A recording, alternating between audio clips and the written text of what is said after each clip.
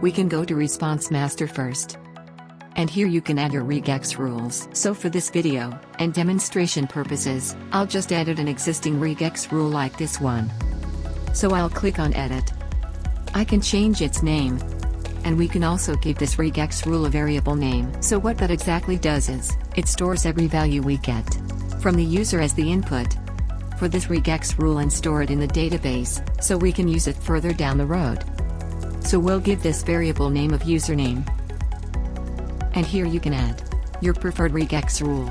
For this we'll just keep it like this. And we'll hit on save.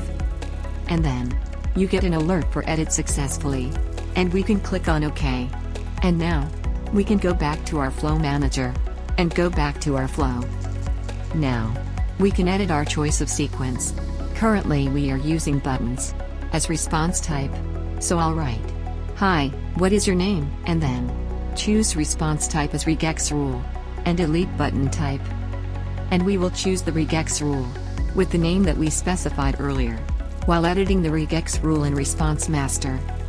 And then, we can click on Submit. So now, we can connect this endpoint to this.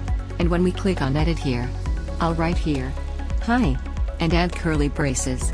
And inside these curly braces, I'll write RV, which corresponds to response value, and then I'll write dash, and our variable name of the regex rule. In this case it is username. So now, it's "Hi, RV username, how are you doing?" And we can submit it. So when we go to our bot now, we get, "Hi, what is your name?" I'll write a name here, John. We will get, "Hi John, how are you doing?"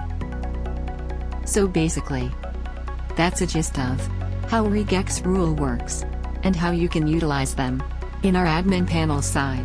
And that's it.